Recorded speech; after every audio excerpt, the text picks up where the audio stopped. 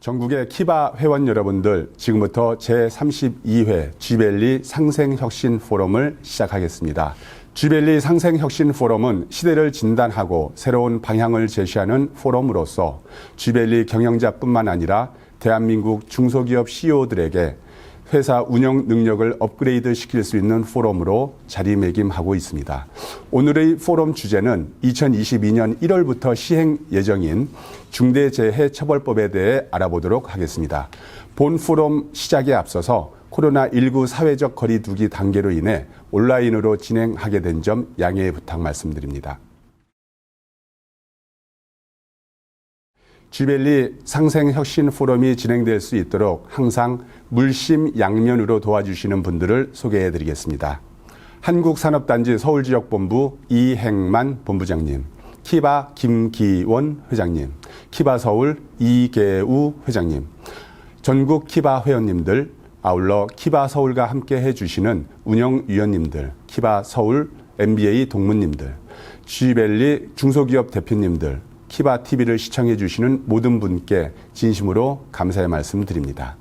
온라인으로 방송을 시청해 주시는 키바TV 구독자를 위해서 오늘도 작은 이벤트를 준비했습니다. 생방송 중 출석 체크 및 키바TV 응원 문구를 남겨주시는 분 중 추첨을 통해서 스타벅스 커피를 선물로 드리겠습니다. 지금부터 채팅창에 출석 체크 및 응원의 메시지를 부탁드립니다. 아울러 키바TV 좋아요, 구독, 알림 설정을 해주시기 바랍니다.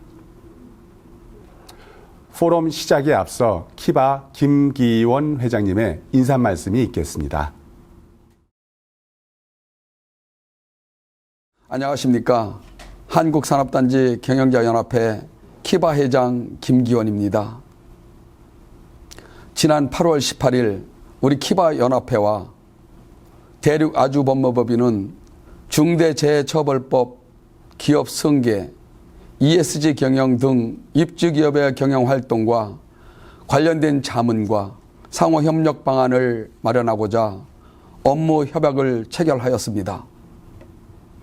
이후 코로나19의 위기로 상호활동이 극히 제한되어 많은 아쉬움이 있었으나 다행히 오늘 이렇게나마 중대재해처벌에 관한 법률 분야 최고 전문가를 모시고 강연을 청취하게 된 것을 무한한 영광과 기쁨으로 생각합니다.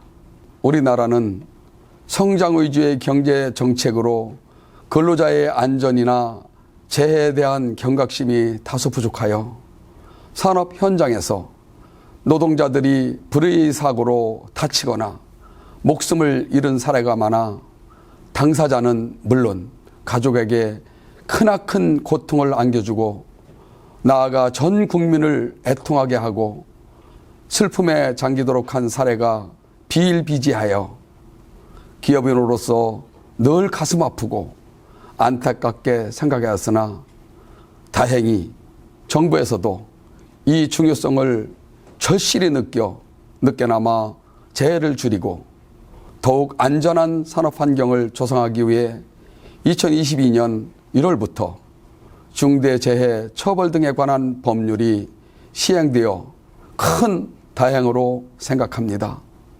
우리 키바와 국가경제 발전에 앞장서시는 키바 전국 회장님들과 회원님들께 이 자리를 빌어 감사 인사를 드립니다.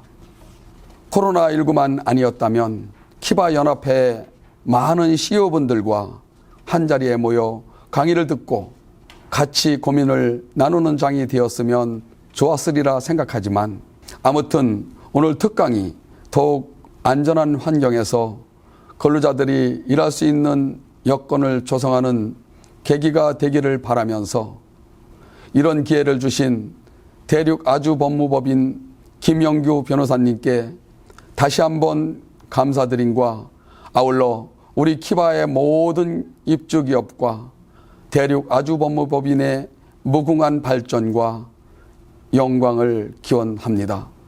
감사합니다. 포럼을 위해서 인사 말씀을 준비해 주신 김기원 회장님께 다시 한번 감사의 말씀드립니다. 오늘 포럼 강의를 해주실 강사님을 소개해 드리겠습니다. 법무법인 대륙아주 김영규 변호사님입니다. 김영규 변호사님은 23년 동안 검찰에서 근무하셨으며 일반, 형사, 조세, 기업, 리스크 관리 및 컨설팅, 중대재해 ESG를 담당하고 있습니다.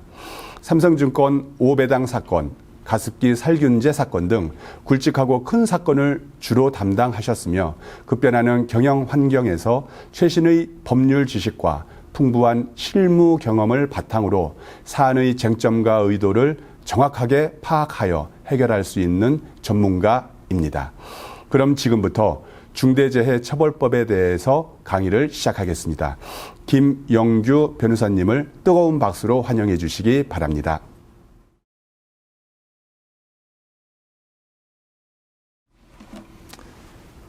안녕하십니까.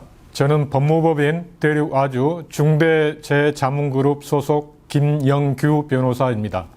오늘 영상으로나마 기바 회원님들을 뵙고 중대재해법에 대해 강의를 하게 돼서 영광입니다. 오늘 이 자리는 중대재해법에 관련된 주요 쟁점을 소개해 드릴 텐데요. 여기서 제가 명확한 해답을 제공하는 자리가 아니라 여러분들과 함께 고민해보는 시간이 되었으면 합니다. 23년 재직 동안 공안통으로서 일선 공안부장 그리고 대검 공안 3과장 등을 재직하면서 다수의 산재 사건을 처리한 경험이 있습니다. 오늘 이 강의는 1부에서는 먼저 중대재해처벌법의 문제점과 대응 방안을 말씀드리고 2부에서는 중대재해법에 대한 구체적인 해설 및 컨설팅 내용을 소개해 드리겠습니다. 일부 목차는 먼저 중대재해법의 목적이 무엇인지, 그 다음에 이 법의 핵심 규정을 소개해 드리고 이 법의 추상적 개념이 아주 다수의 존재하므로 여러 가지 문제점이 발생하는 점을 말씀드리고 이에 따른 기업의 대응 방안을 소개해 드리겠습니다. 먼저 여러분들 요즘에 화두가 되고 있는 ESG와 관련해서 특히 상장기업의 ESG 공시 의무가 제도화되었는데 이 의무의 공시 의무 중에 하나가 바로 이 S와 관련된 사회 분야에서 안전보건 파트에서는 그 산업과 관련된 사망사고, 부상, 질병사고의 건수 등이 공시할 의무가 부여되어 있습니다. 그렇기 때문에 더욱더 이 사업장에서 안전보건에 대해서 CEO분들이 관심을 가져야 할 상황입니다. 그 다음에 이 법이란 원래 인간 자유의 이성적 실천 수단이라고 합니다. 법 자체가 목적이 아닙니다. 그렇기 때문에 이번에 제정돼서 내년 1월 27일 시행될 중대재해처벌법의 목적은 이 안전보건조치 의무를 위반해서 인명피해가 발생한 이 사업주나 경영책임자 등의 처벌을 규정함으로써 중대재해를 예방하고 이 사업 종사자와 일반 시민의 생명, 재산, 신체를 보호함을 목적으로 합니다. 그래서 결국 헌법상의 기본권인 노동자의 안전하고 건강하게 일할 권리, 그리고 일반 시민의 안전권을 확보하는 데 이 법의 목적이 있습니다. 그런데 여기서 중요한 것은 이 법의 이런 그 안전보건 조치 의무를 이행할 주체가 사업주나 법인의 경영 책임자 개인이라는 점입니다. 작년 2020년도에 산재 사망자는 882명입니다. 전체 이제 재해 사망자 수는 2020명인데 이 중에 질병 사망자 수를 제외한 산재 사고 사망자 수가 이제 882명입니다. 그런데 문제는 2020년도가 그 개정 산업안전보건법이 시행된 해라는 겁니다. 전년도에 비해서 27명이 증가된 상황이고 올해 1월부터 9월까지의 산재 사고 사망자만 648명입니다. 그래서 작년 2020년도에 이 산재 사고 사망자 882명 중에 이 약 81%가 50인 미만 기업에서 발생했다는 점이 특색입니다. 이제 이 중대재해법의 핵심 규정은 제4조하고 6조라고 보겠습니다. 이 제4조를 보면 이제 경영 책임자 등의 안전보건 확보 의무가 규정이 되어 있는데요. 결국은 이 사업주나 경영 책임자가 그 법인이 실질적으로 지배, 운영, 관리하는 사업 또는 사업장에서 그 사업 또는 사업장의 특성 및 규모를 고려해서 이런 안전보건 관리 체계를 구축할 의무가 부여되어 있습니다. 그러니까 결국은 4조는 중대재해예방법의 성격을 갖는 행정법규 성격이 강합니다. 그렇기 때문에 이 4조의 취지는 기업의 그 형편에 따라서 그 합리적으로 기대하는 수준의 적정한 규모의 안전보건 관리 체계를 구축하라는 의무가 부여되어 있습니다. 그런데 문제는 자율적으로 해라는 건데 과연 이 적정한 수준이라는 것은 기업들마다 다르기 때문에 기업주 그리고 경영 책임자 등이 알아서 그 수준을 설정을 해야 된다는 겁니다. 최대한 기업이 할 수 있는 능력치의 최대한의 안전보건 시스템을 구축해라는 주문입니다. 그 다음에 6조는 처벌 규정입니다. 이런 그 경영 책임자 등에 부과된 이런 안전보건 확보 의무를 위반하여 사망 등 중대산업재해가 발생하면 이제 그 사업주나 경영 책임자 등 개인을 1년 이상 징역 또는 10억 이하 벌금에 처하겠다는 겁니다. 또 병과도 가능합니다. 그리고 경영 책임자 개인의 처벌뿐만 아니라 법인도 50억 이하의 50억 이하 벌금에 처하는 양벌 규정에 처하고 또 5배 이상의 손해배상 책임을 법인이 부담할 수가 있습니다. 그러니까 이 법의 경영 책임자가 처벌되는 리스크뿐만 아니라 그로 인해서 법인 자체에 법적 리스크가 발생한다는 점에 유의를 하셔야 됩니다. 근데 여기서 문제는 4조는 예방을 위한 행정법규고 6조는 형사처벌법규입니다. 그래서 4조에서는 주무부서인 고용노동부는 사업주나 경영 책임자가 당시 그 사업의 규모에 따라서 그 능력치 최대한으로 자율적으로 안전보건 확보 의무를 이행하라는 주문인 반면 6조는 이제 사고가 발생하면 수사기관에 수사가 들어갑니다. 그래서 이건 형사처벌법이기 때문에 이때는 죄형 법정주의 원칙상 엄격 해석의 원칙이 적용이 됩니다. 그러니까 4조에서는 의무 주체나 의무 범위를 넓히려고 하고 있고 6조에서는 이제 특히 기소되면 이제 법원에서 재판할 때는 엄격 해석이기 때문에 제한 해석으로 해야 인권 보장이 됩니다. 그래서 어떻게 보면 4조와 6조가 지금 충돌하는 상황이기 때문에 어렵습니다. 그래서 왜 이 법이 문제냐? 일단 법 자체가 일단 예방을 위한 대표이사 설선수범법이 되려면 법 조항을 보면 누구나 쉽게 이해를 할 수 있어야 실행을 할 수가 있는데 아까 말한 이제 앞으로 다음에 말씀드릴 추상적인 개념이 너무 많고 또 여러 가지 쟁점이 많기 때문에 법 전문가조차도 견해가 엇갈리는 상황입니다. 그래서 이 법의 그 수범자 입장에서는 준수하기가 매우 어렵다는 문제가 있습니다.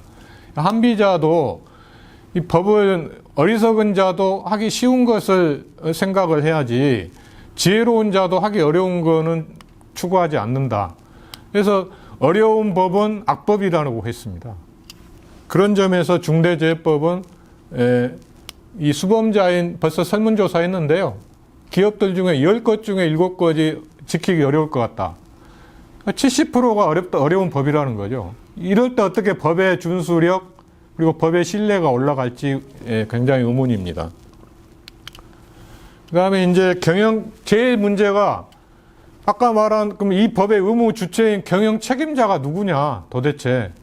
그런데 이제 법에 이렇게 되어 있습니다. 경영 책임자의 개념에 대해서 사업을 대표하고 총괄하는 권한과 책임이 있는 사람 또는 이에 준하여 안전보건 업무를 담당하는 사람. 그러니까 지금 또는으로 해서 선택적으로 되어 있는데 당연히 사업을 대외적으로 대표하고 대내적으로 업무를 총괄하는 권한과 책임이 있는 사람은 대표이사를 의미합니다. 근데 문제는 이제 또는 이에 준하여 이제 안전보건 업무 담당하는 사람이 누구냐에 대해서 또 논란이 있습니다. 그러면 대표이사의 차하위 임원만 말하는 건지, 그러니까 부사장이나 또는 전무이사 정도만 말하는 건지, 아니면 그 밑에 차하위자도 여기에 해당되는지. 그런데 이제 저희가 입법 과정에서 정부 안에는 이에 준하여 안전보건 업무를 담당하는 이사라고 되어 있습니다. 그래서 최소한도 이 대표이사에 준해서 안전보건 경영을 책임지는 사람은 대표이사의 차하위자, 부사장이 있으면 부사장, 최소한도 그 등기 임원, 그러니까 이사 정도는 돼야 되지 않을까. 저희는 이렇게 보고 있습니다. 아무튼 여기도 지금 누구를 경영 책임자로 특정해야 될지 지금 헷갈리게 돼 있다는 겁니다. 다음에 제일 문제가 되는 게 아까 말씀드린 4조에서의 법인이 실질적으로 지배 운영 관리하는 사업 또는 사업장이 도대체 어디냐는 겁니다. 이거는 행정법규로서는 뭐 들어갈 수 있는 조항이지만 아까 말씀드린 그 6조와 연결된 형사처벌법규로는 굉장히 부적절한 개념입니다. 이 실질적인 지배 운영 관리라는 게 아까 말한 법률 전문가조차도 여기 발주자로 봐야 할지, 아니면 도급 관계에서는 도급인으로 봐야 될지 수급인으로 봐야 될지 논란이 많습니다. 원래 이제 개정산안법에 이제 도급인의 특히 이제 도급 관계에서도 이게 들어가 있는데요. 거기는 또 이제 시설, 장비, 장소 등에 대해서 실질적으로 지배 운영 관리하는 책임이 있는 경우에 이제 의무 부담이 되거든요. 그런데 이제 원래 이제 지배 관리라는 개념이 그 개정산안법에 들어가 있습니다. 도급인과 관련해서 도급인이 그 안전보건 조치를 해야 될 도급인의 사업장과 관련해서 도급인 사업장 밖이라 하더라도 도급인이 제공 지정하고 그 지배 관리하는 21개의 위험 장소는 그 산안법상 도급인의 책임 장소로 되어 있습니다. 그런데 중대재해법은 그보다 더 넓어졌습니다. 21개 장소도 특정이 안 돼 있고요. 시행령에도 특정이 안 돼 있고 여기 운영이 들어가 있고요. 그 다음에 5조에서는 시설 장소라는 장소적인 개념뿐만 아니라 이 장비, 이동 가능한 장비도 들어가 있습니다. 그러니까 좀 더 이 중대재해법에서 책임 대상이 넓어졌다고 보여집니다. 이 부분의 문제점은 다시 또 말씀드리겠습니다. 그 다음에 시행령 초안에 이제 이 법에서 아까 말한 그 일부 이제 시행령에 위임이 되어 있는데 제일 중요한 게 안전하고 인력 관련된 안전보건 관리 체계 구축 의무거든요. 그런데 시행령 초안에는 뭐 안전 인력들이 업무를 충실하게 수행하도록 해라. 뭐 적정한 예산을 편성해라.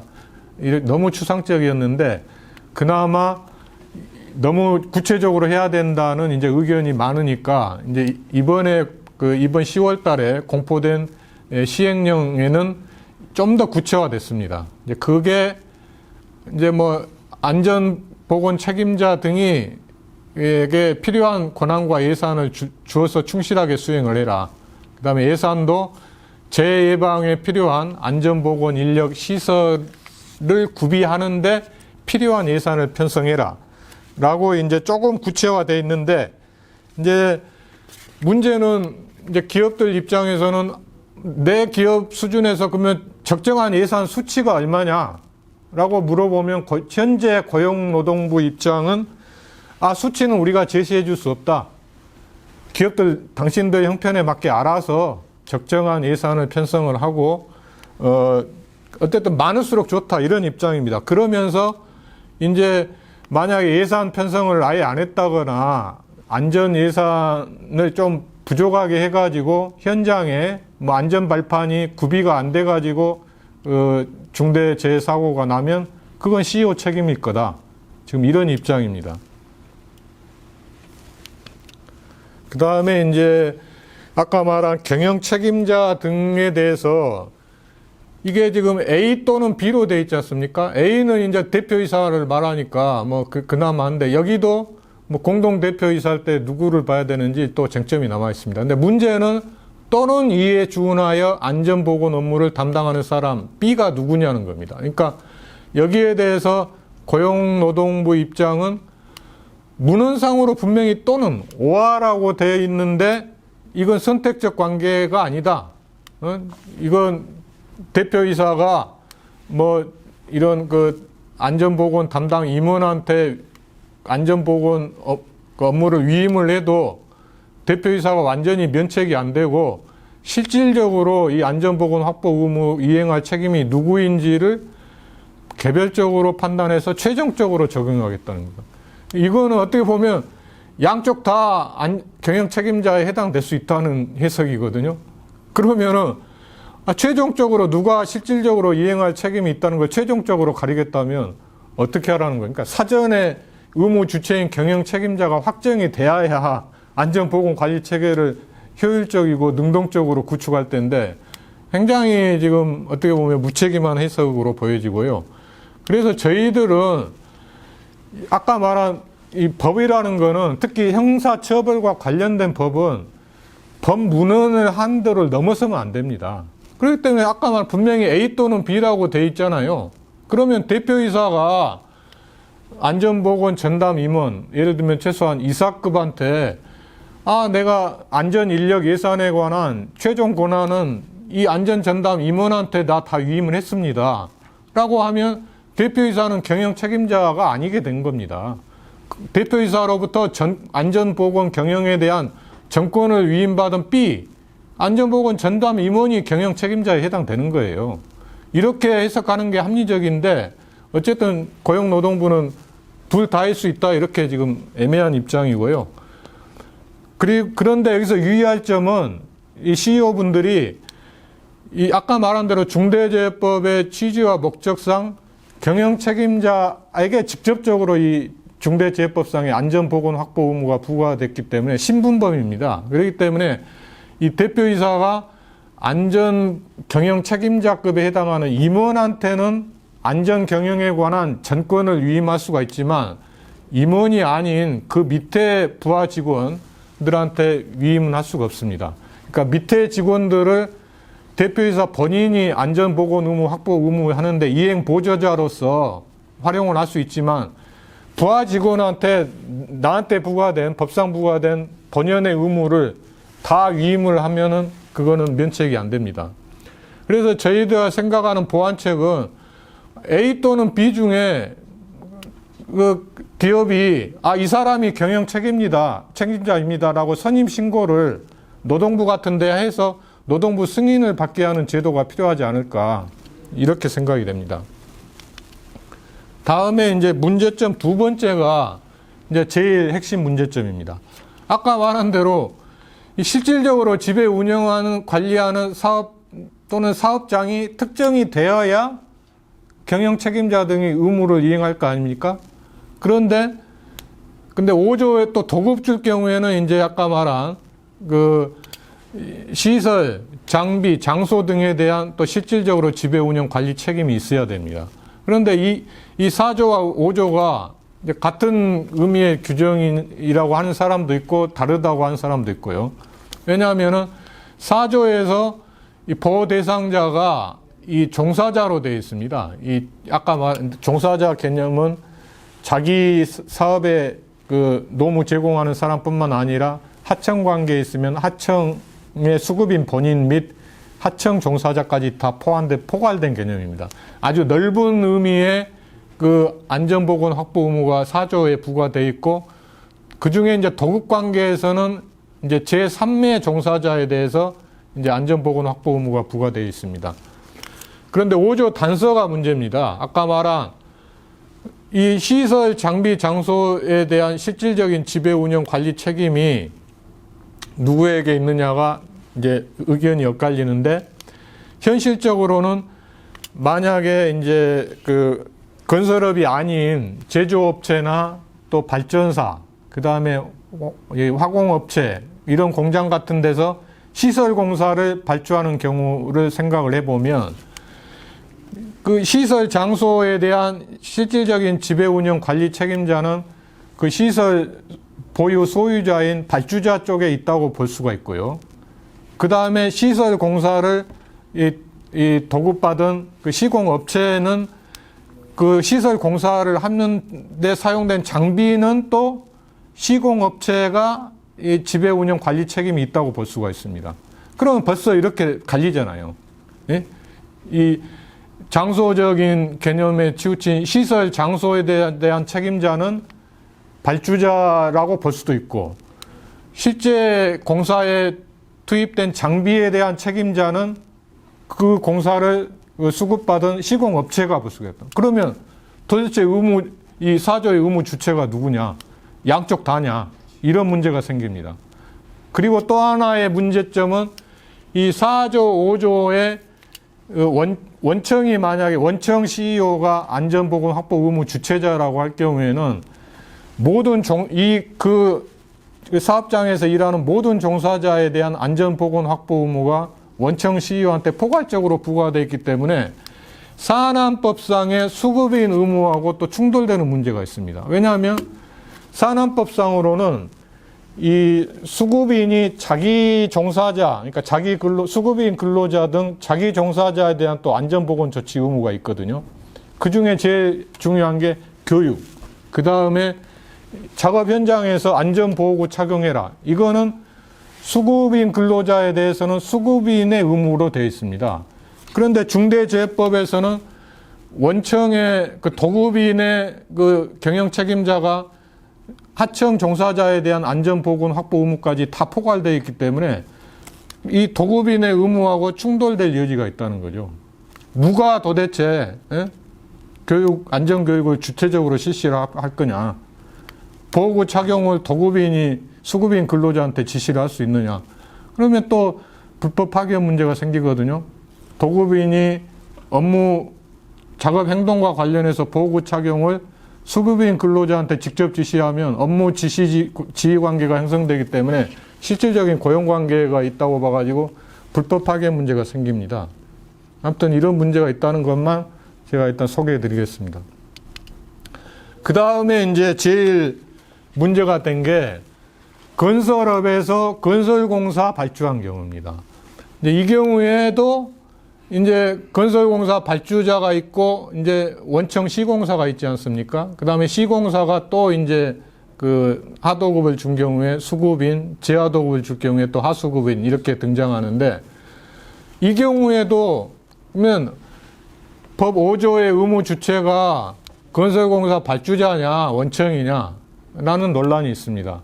그런데 이제 법 전문가 입장에서는 건설공사의 신축 건설공사 현장은 발주자의 사업장과 떨어져 있고 실제 건설공사 그 실무가 원청 시공사가 건설 현장을 지배 관리하면서 시공을 주도적으로 하기 때문에 저희가 보기로는 어쨌든 원청 시공사가 건설공사 현장에 대한 안전보건 확보 의무 주체라고 봅니다.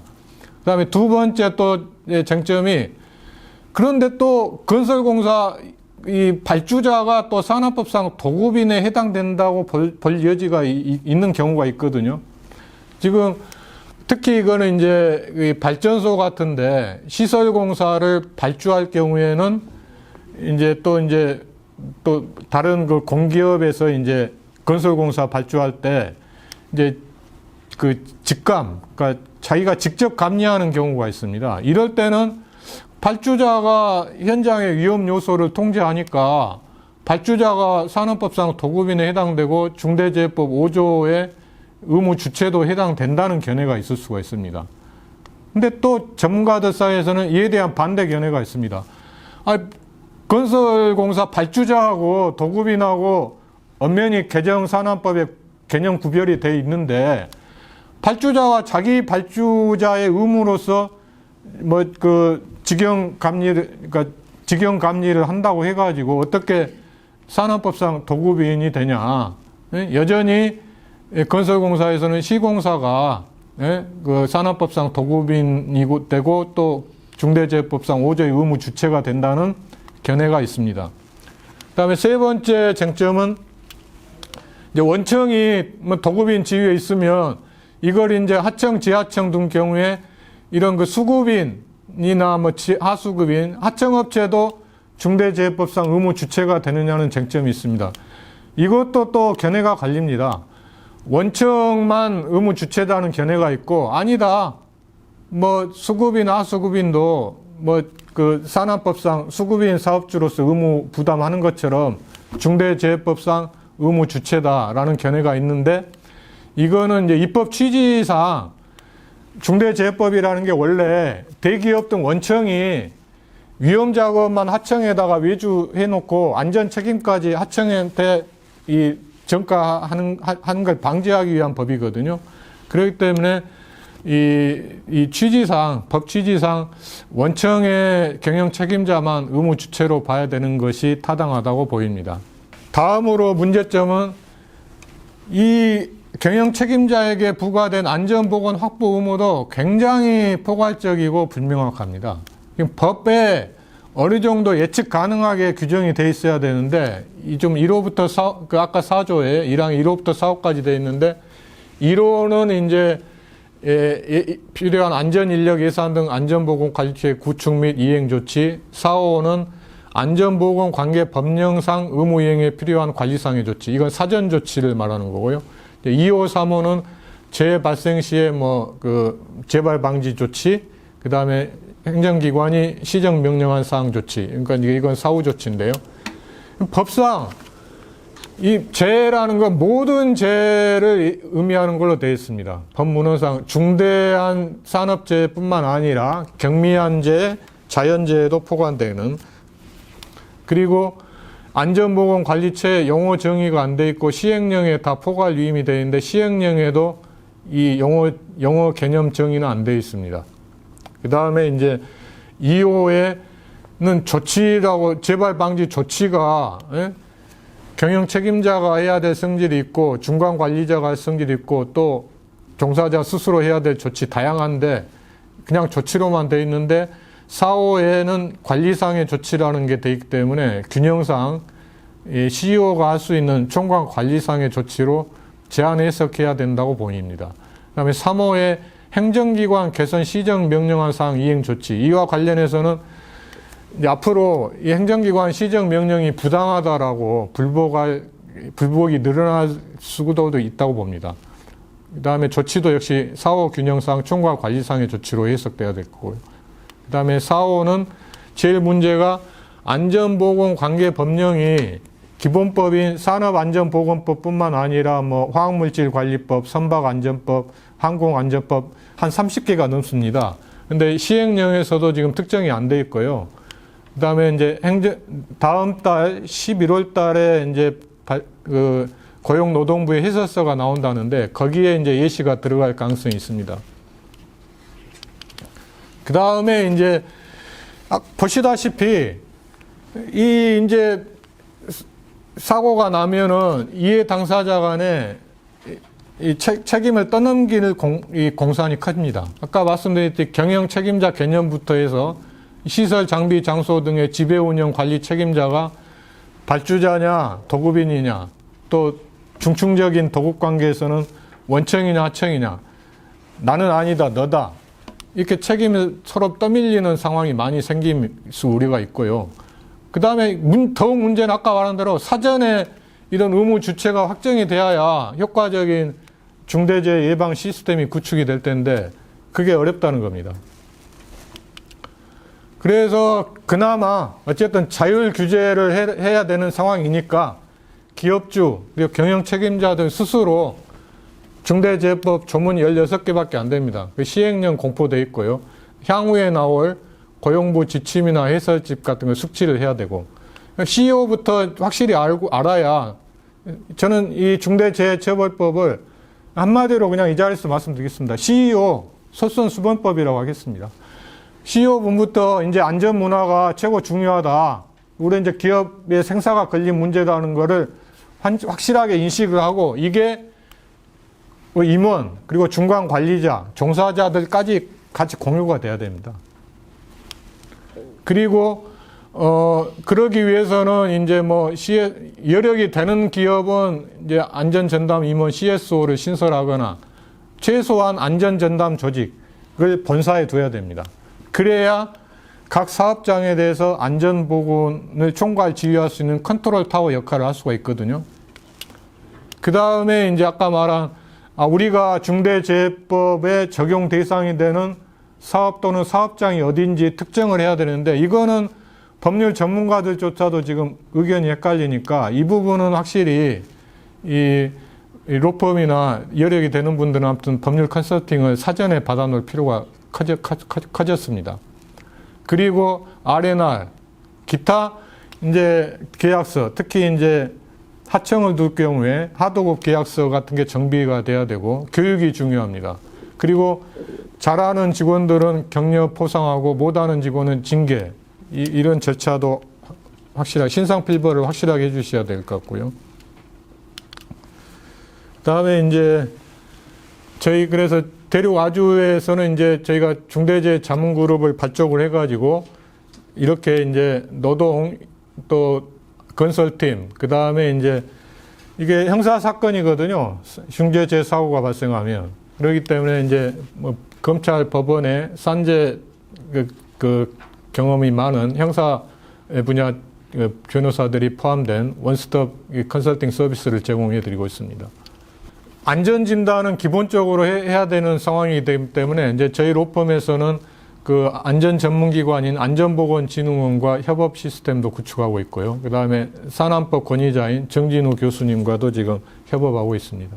이제 2부에서는 저희가 구체적으로 중대재해법하고 이제 기존 산안법하고 비교를 해드리고 중요 사건 사례로 보는 중대재해법의 의미, 그러니까 중대재해법이 적용될 경우에 어떻게 될 건지, 그 다음에 아까 말한 건설 현장 하도급 구조를 한번 더 살펴보고요. 그 다음에 그동안의 중대 시민재에 관련된 주요 사건을 소개해드리고 기업의 대응 포인트, 이거 이제 컨설팅 프로세스 같은 걸 설명해 드리겠습니다. 중대재해법은 특징이 특히 이제 원청 대표자나 또는 안전 경영 책임자들한테 직접적으로 이 안전 확보 의무가 부과되어 있다는 것. 그래서 기존의 산안법에서는 사업주가 안전보건 조치 의무 주체지만 특히 법인인 경우에는 사업주가 그 사업장의 공장장이나 현장 소장 등을 안전보건 관리 책임자로 지정을 해가지고 그걸 위임을 할 수가 있었습니다. 그래서 이제 개별 사업장에서 이제 산재 사고가 생기면 원청의 경우에는 기존에 안전보건 관리 책임자로 지정된 공장장 등이 행위자로서 처벌되고 대부분 아주 중대한 산재 사고가 아닌 이상은 이 벌금으로 처리가 됐거든요. 그러다 보니까 특히 대기업 같은 원청의 CEO들이 안전에 관심이 없더라라고 해서 만들어진 게 중대재해처벌법입니다. 그래서 막바로 원청 대표자든 경영 책임자한테 의무를 부과하고 의무 위반해서 중대재해 사고가 나면 경영 책임자를 처벌하겠다는 겁니다. 그래서 말씀드린 대로 대표이사 아니면 최고 안전 전담 임원이 이제 바로 처벌 대상이 됐습니다. 그 다음에 이제 개념에 관련해서는 이제 저희가 좀 이제 살펴보면 중대산업재해는 산안법상 이제 업무와 관련된 산업재해 중에 사망자 1명 이상, 그 다음에 이제 부상재해자 2명 이상, 그 다음에 직업질병자 3명 이상입니다. 그런데 이 사망자 중에 예를 들면 이제 업무와 관련돼서 뭐 과로사도 해당이 되고요. 그 다음에 이제 요즘 코로나로 만약에 직장에서 감염된 코로나로 인해서 사망자가 났다 하면 이것도 중대산업재해에 해당됩니다. 그 다음에 출퇴근재해, 그 다음에 회사가 주관한 체육 행사 중에 사망자가 나왔을 경우에도 해당됩니다. 그래서 앞으로는 이제 산재 승인 처분에 대해서 취소 소송도 좀 늘어날 수가 있습니다. 왜냐하면 업무 기인으로 인해서 업무와 관련된 산재 사망자만 나면 바로 중대산업재해로 엄중한 책임을 지게 되니까, 그 다음에 이제 부상재해도 6개월 이상, 그 다음에 이제 세 번째가 좀 문제입니다. 질병재해는 1년 내에 3명 이상 돼 있는데, 산안법에서 재해 개념은 질병재해는 동시에 10명 이상으로 돼 있는데, 가중처벌되는 중대재해처벌법상의 이 질병재해 개념이 더 완화가 돼 있습니다. 그래서 여기에는 시행령에 보면 가벼운 열사병도 들어가 있습니다. 왜냐하면 이 2호의 부상재해는 6개월 이상이라는 중증도 기준이 있는데, 질병재해는 이러한 중증도 기준도 빠졌어요. 그렇기 때문에 가벼운 질병재해도 해당이 된다. 그 다음에 중대시민재해는 이제 이런 제조물이나 공중이용시설 하자로 사망자 1명 이상, 그 다음에 이것도 이제 부상재해 10명 이상, 그 다음에 이제 그 질병재해 10명 이상인 경우에 이제 중대시민재해에 해당됩니다.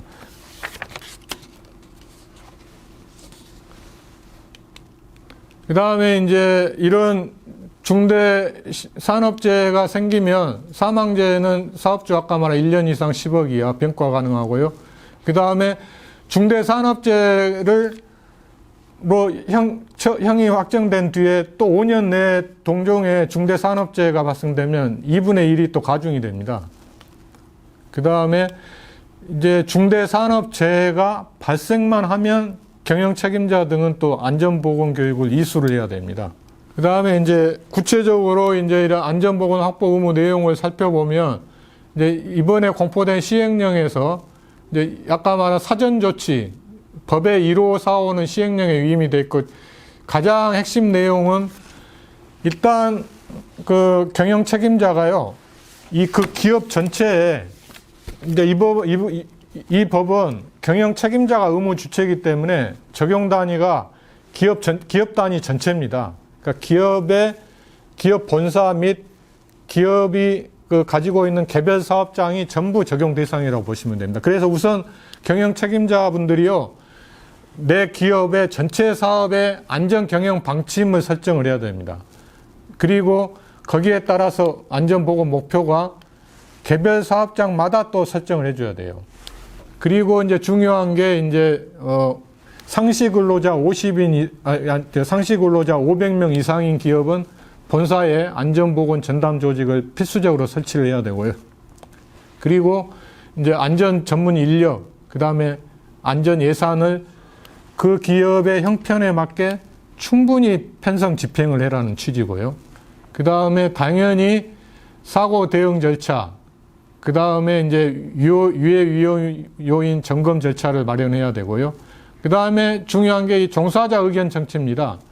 이건 자기 종사자뿐만 아니라 하청 관계에 있는 하청 종사자 의견까지 청취 절차를 마련해서 안전 시스템을 개선할 만한 의견이 있으면 그거를 반영을 해야 됩니다. 그 의무가 누구에 있어요? CEO 등 경영 책임자에게 부과됐다는 겁니다. 그 다음에 교육이 중요하잖아요. 안전교육 실시. 이거는 하청 교육까지, 하청 종사자에 대한 교육까지 잘 실시되고 있는지 원청의 CEO가 직접 확인하고 실시가 안 돼 있으면 실시하라고 지시를 하라는 겁니다. 지시하고 교육이 제대로 이행됐는지 또 확인하라는 거죠.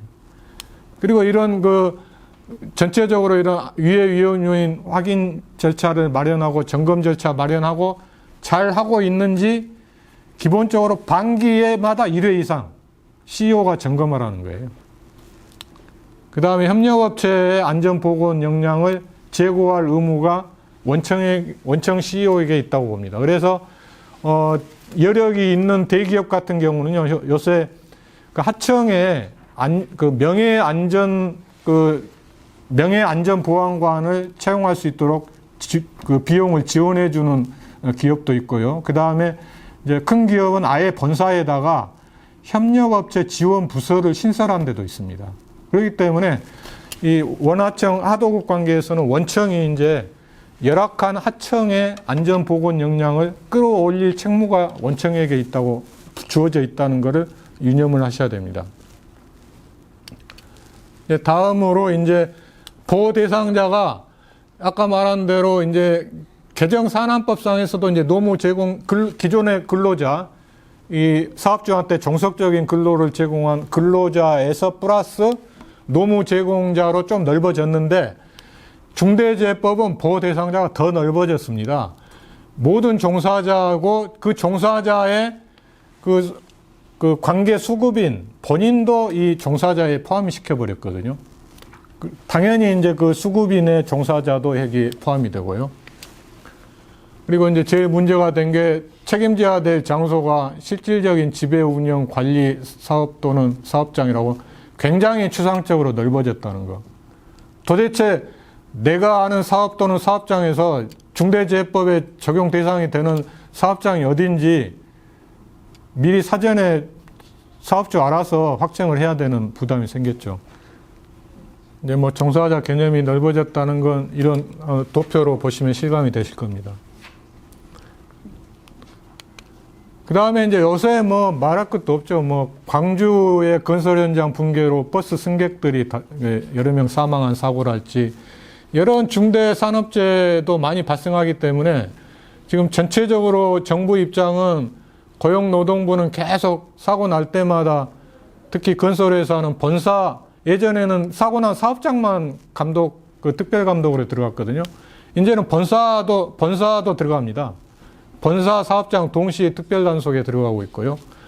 그리고 이제 아예 산업안전보건본부를 출범해서 그 산하에 중대재해예방과를 신설을 해가지고 이제 중대재해법 시행에 대비를 하고 있습니다. 그래서 아시다시피 이런 뭐 쿠팡 의장 같은 거, 김범석 의장은 아예 대표이사는 오래전에 그만뒀고 이제 이사회 의장까지 사임해 버렸습니다.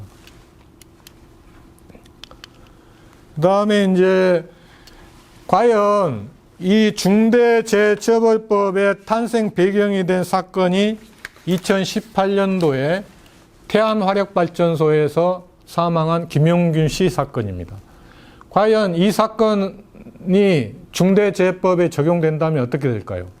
원청은 한국서부발전이고요. 이 하청을 한국발전기술에다가 이제 줬는데 이 비정규직인 김용균 씨가 이 석탄화력발전소에 석탄을 운반하는 컨베이어 벨트에 끼어가지고 사망해서 혼자 작업하다가 한 수시간 후에 발견됐습니다.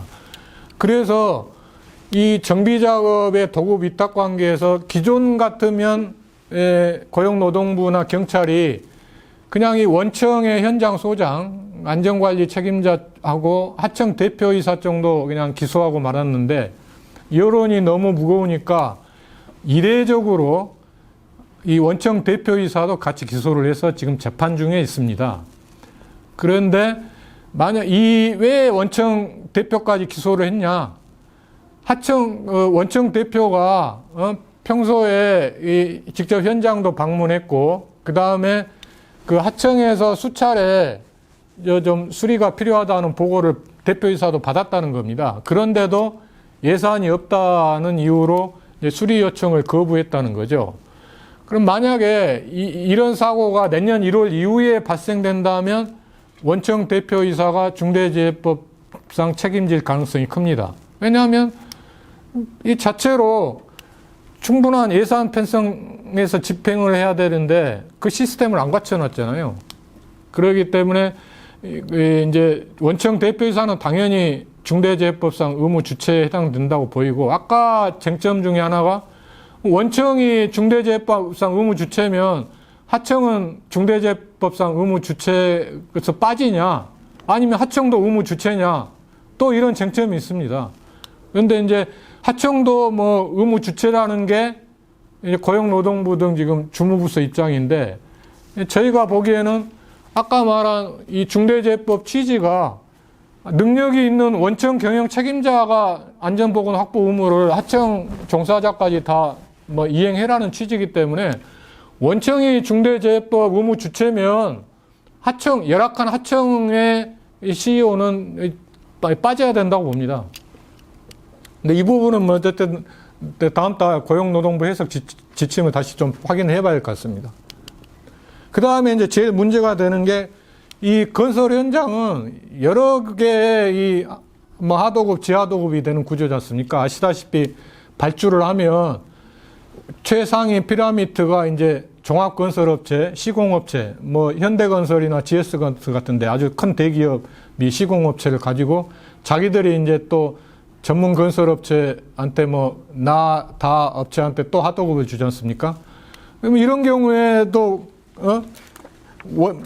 기본적으로는 능력이 있는 원청 시공사가 이 건설 현장에서 여러 회사의 작업 종사자들이 혼재해서 작업하기 때문에 건설 현장에서 사고가 많이 납니다. 그러면 중대재해법상 취지상으로는 최상위 원청인 이 종합건설업체 시공사가 중대재해법상 의무 주체라고 보는 게 맞는데, 어쨌든 지금 주무부서는 여기 하청 사업주도 마치 그 산업법의 수급주로서의 의무 주체라고 보는 것처럼 하청업체도 중대재해법상 의무 주체라고 보고 있어서 이 부분은 계속 지금 논란이 될 여지가 있습니다. 그 다음에 이제 시민재해 관련해서는 기존에 잘 아시다시피 가습기 살균제 사건이 있습니다. 그런데 이제 애경 같은 데는 이제 유통 과정에서 이 업무상 과실 치사상 책임이 있느냐가 문제가 됐는데, 일단 1심에서는 이 애경이 취급한 가습기 살균제하고 여기는 CMIT인데 이 폐질환 이런 사망 결과하고 인과관계가 인정이 안 돼가지고 무죄가 났습니다. 그래서 이런 경우에는 중대재해법상 이제 제조물 관리상의 하자로 보이는데, 이 경우에도 이 중대재해법에서도 사업주가 자기 의무 위반하고 중대재해 발생 사고하고 인과관계가 인정돼야 형사처벌이 됩니다. 그렇기 때문에 중대재해법에도 인과관계가 입증이 안 되면 형사처벌 되지 않을 가능성이 있고요. 근데 옥시 가습기 살균제는 유죄가 났는데 이번에 그 중대재해법 시행령에도 옥시 가습기에 쓰여진 살균제 PHMG는 시행령상 위험 원료로 들어가 있습니다. 그렇기 때문에 이 부분은 이제 앞으로 중대재해법 책임질 가능성이 커졌고요. 그 다음에 이제 또 하나가 이것도 이제 중대재해법의 탄생 배경이 된 중요한 사건 중에 하나가 여러분 다 아시다시피 2014년도 세월호 사건이죠. 엄청난 인명피해가 났는데 정작 그 여객선을 관리하는 그 청해진 해운은 기름 유출로 인한 그 양벌 규정으로 해양관리법 위반 벌금 1,000만 원에 그쳤습니다. 이 범죄야말로 악의적 기업 범죄인데 이제 벌금 1,000만 원에 그쳤다는 비난 여론이 굉장히 큰데, 이런 사고에 이제 중대재해법이 적용이 되면 아까 말한 9조 2항에 해당이 됩니다.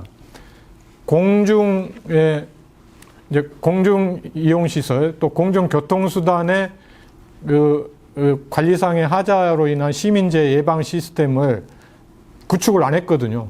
이거 보십시오.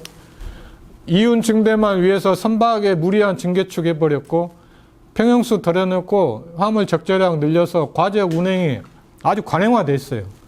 그리고 안전교육이요. 소화훈련 한 3회 정도 하고 교육비 한 54만 원 지출했대요. 이거 자체가 아까 말한 중대재해법상 시민재해 예방을 위한 그 안전 인력, 예산, 교육을 잘 할 수 있는 시스템 미비로 보여지거든요. 이런 경우에 이런 기업이야말로 경영 책임자에 대해서 징역 1년 이상 엄벌에 처하고 법인에 대해서는 50억 이하 벌금 또 징벌적 손해배상을 부과해야 됩니다.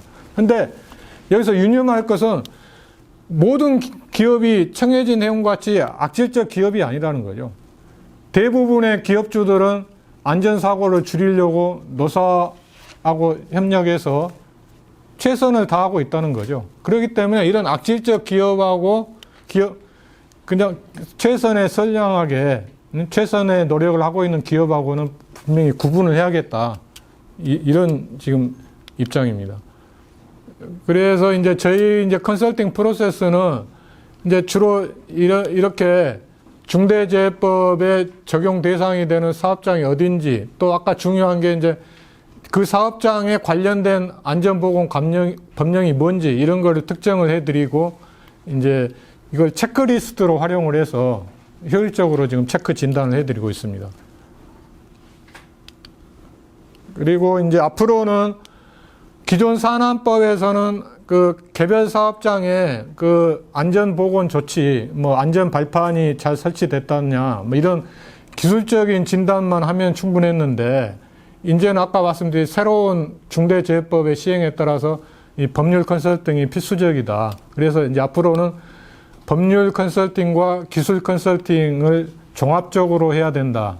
이걸 좀 말씀드리고 싶고요.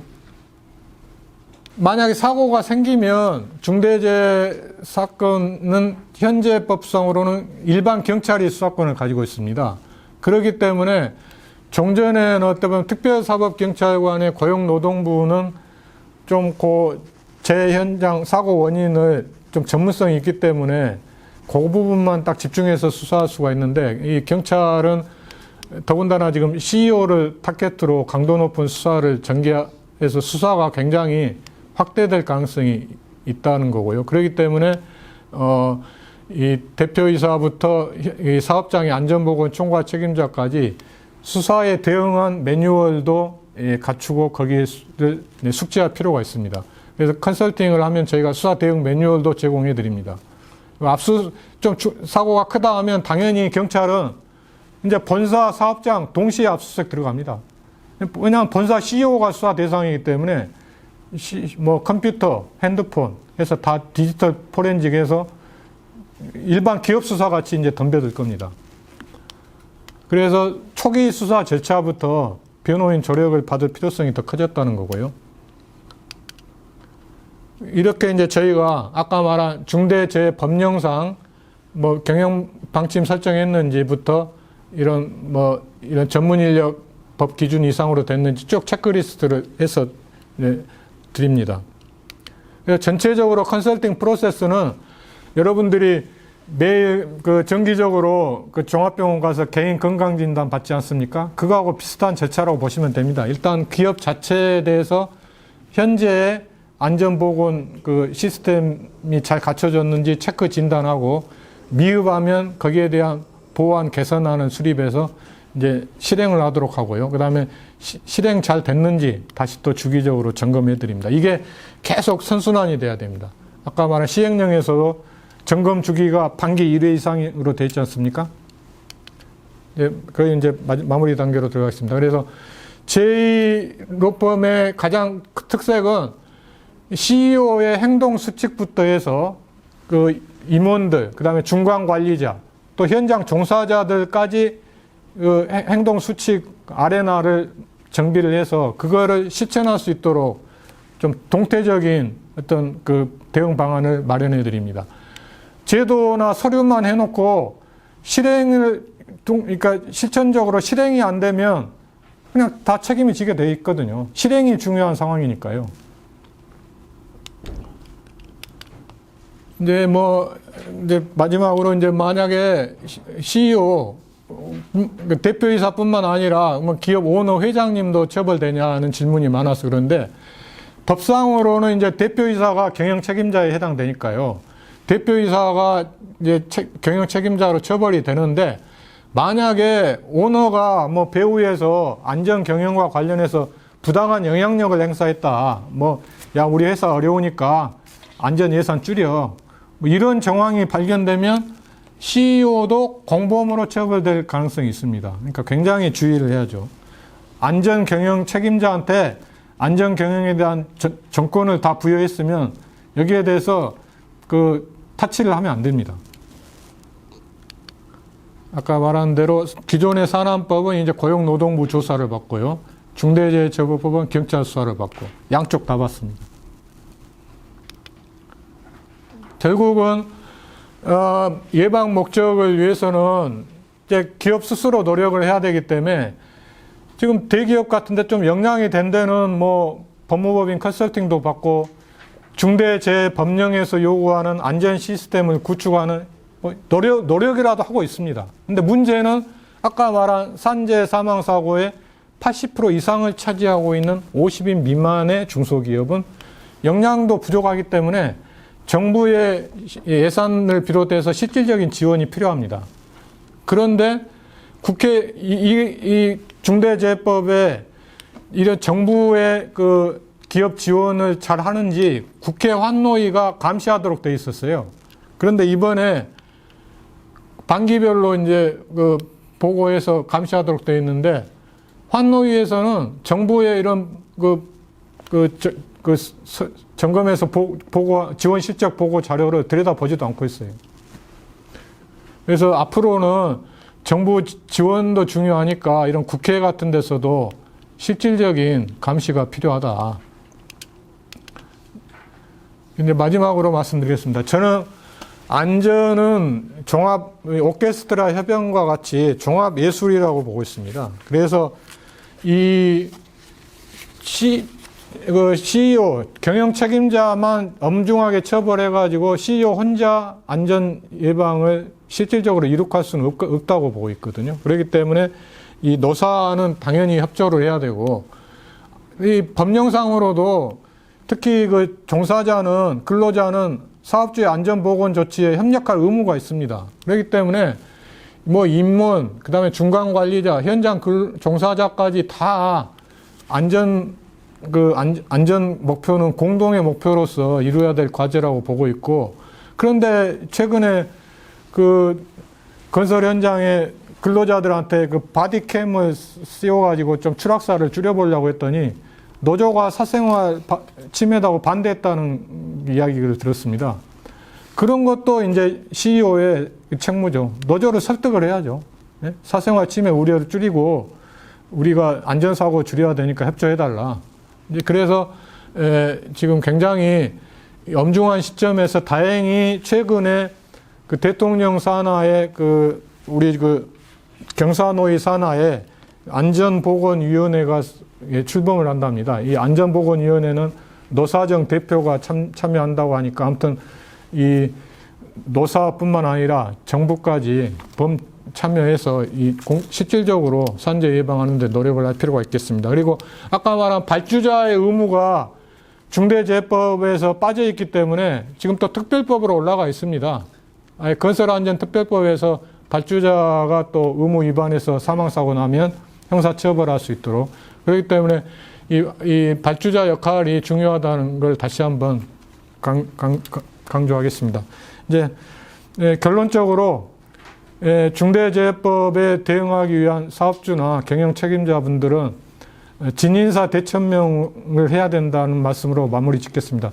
본인의 그 기업 능력의 형편에서 합리적으로 할 수 있는 한도까지 최선을 다하시면 설사 중대재해사고가 나더라도 면책받을 수 있는 가능성이 높아진다고 보여집니다. 이상 부족한 강의를 마무리하겠습니다. 경청해 주셔서 감사합니다.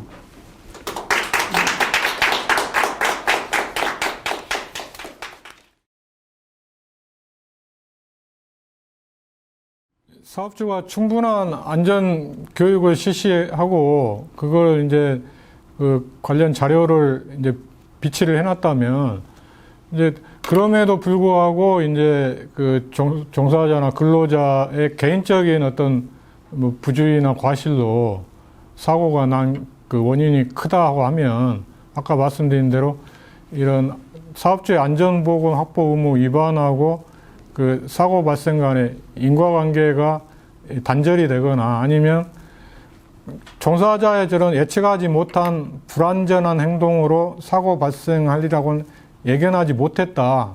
이런 게 이제 입증이 되면 사업주는 처벌받지 않을 수도 있다고 생각이 되고요. 그다음에 이제 두 번째 질문은 이제 중대시민재에서 이제 위험 원료가 이제 함유된 그 최종 소비재를 이제 납품을 해서 이제 판매 과정이면 소비자한테 어쨌든 그 전달되고 소비자가 사용하는 전 과정이 이 중대재해법 그 구조에서 말하는 그 위험한 원료나 제조물의 유통 과정에 해당되기 때문에 그 추적 관찰 의무가 있거든요. 그렇기 때문에 이 판매 유통 당시에는 어떤 안전 인증을 받았다고 하더라도 계속 그 소비자들의 뭐 컴플레인이나 이런 게 심했는데 무시했다가 나중에 중대 시민재해가 발생을 했고, 그때 조사를 해보니 인체 유해 물질이 원인이 됐더라 하면 책임질 여지가 있습니다. 그렇기 때문에 일단은 우선은 법령상 그 기준에 그 통과했다는 건 일단 유리하죠. 위험 원료나 제조물 유통 공급한 사업주한테. 그렇지만 그걸로 끝나면 안 된다는 거죠. 그러니까 계속 그 소비자들 의견이나 또 새로운 뭐 또 어떤 그 유해 물질에 대한 어떤 기준이 또 바뀔 수가 있지 않습니까? 그걸 계속 사업주로서는 주시해서 관찰할 의무가 있다고 보여집니다.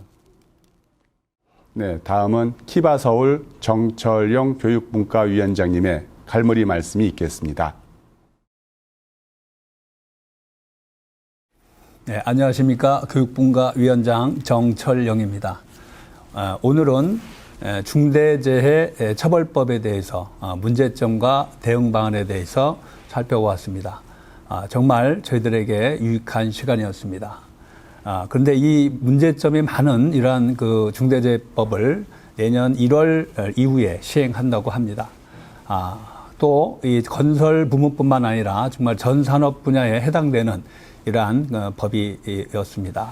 오늘 내용 중에 2020년도 통계 자료를 보니 제 통계가 882명으로 사고가 나왔습니다. 그중 50명 이하의 그러한 사업장을 가진 사업장에서 81%가 발생됐다고 합니다. 이거는 정말 우리 모든 사업장에 해당하는 아주 중요한 그러한 법의 시행을 앞두고 있습니다. 오늘 강의를 통해서 정말 저희들이 대응해야 될 것은 첫째도 철저한 준비, 또 이 재해방지법에 대한 시행령 규칙들에 대해서 숙지하고 교육 훈련을 철저히 받아서 철저히 준비하는 수밖에 없다고 생각합니다. 아무튼 오늘 이 지벨리 상생 포럼을 통해서 정부에서 시행하는 중대재해처벌법에 대해서 많은 그러한 것들을 저희들이 경각심을 두고 배우게 된 아주 소중한 시간이었습니다. 설명해 주신 우리 변호사님께 감사드리고, 또 키바 연합, 또 키바 서울 산업단지공단 서울본부장님께 감사를 드리겠습니다. 더 좋은 강의로 다음에 뵙겠습니다. 감사합니다. 손자병법에 지피지기면 백전불태라고 했습니다. 2022년 1월부터 적용되는 중대재해처벌법에 대해서 알 수 있었던 유익한 시간이었습니다. 오늘 강연을 해주신 김영규 변호사님, 갈무리 말씀을 해주신 정철영 교육분과위원장님께 다시 한번 뜨거운 박수를 드립니다. 최근 정부에서 코로나19 일상회복지원위원회를 설립하여 위드 코로나로의 전환이 가까이 온 것 같습니다. 지벨리 상생혁신 포럼과 함께 위드 코로나로의 전환을 준비해 일상으로 함께 복귀했으면 합니다. 이상으로 제32회 지벨리 상생혁신 포럼을 모두 마치겠습니다. 감사합니다.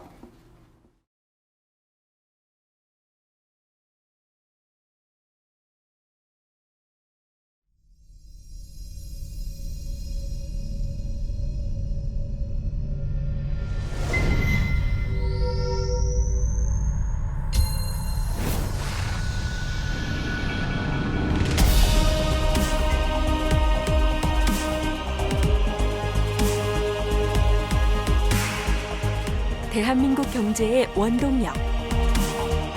산업단지에는 10만 입주기업이 있습니다. 국내 제조업 생산 67%, 수출 67.3%, 고용 48.6%를 차지하는 산업단지의 중심에는 사단법인 한국산업단지 경영자연합회가 있습니다. 전국의 22개 경영자협의회로 구성된 사단법인 한국산업단지 경영자연합회가 키바로 새 출발을 하고자 합니다. 전국 산업단지 연합의 새로운 도약을 위한 새 이름 코리아 인더스트리얼 비즈니스 어소시에이션 키바.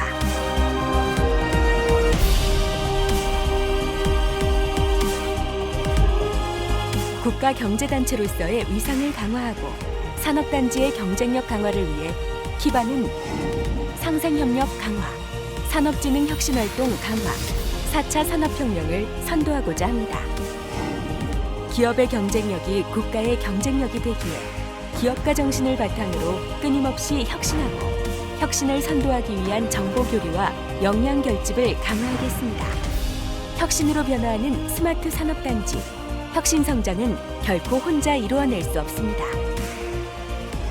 22개의 지역 경영자 협의회가 키바로 하나가 되어 결속력 강화와 혁신 산업단지를 선도하겠습니다. 키바의 새로운 출발을 응원하며 대한민국을 대표하는 경제단체로의 도약을 지원하고 지지하겠습니다. 산업단지는 대한민국 산업화의 수출의 전초 기지로서 반세기 산업단지의 역사가 곧 제조업의 역사라고 할 수 있습니다. 기업가 정신을 바탕으로 지역 경제와 국가 경제의 재도약을 위해 산업단지 제조 혁신에 키바가 앞장서도록 하겠습니다. 캄캄한 밤하늘에 홀로 찬란히 빛나는 북극성처럼 대한민국 산업단지의 앞길을 밝게 비추고 미래를 향한 진정한 가치에 새로운 도전을 더해 함께 성장하고 함께 발돋움하여 대한민국 대표적 국가경제단체로서의 의지와 위상을 나타낼 곳. 화합, 세계, 미래를 향한 경제산업의 지표. 우리는 한국산업단지 경영자연합회 키바입니다.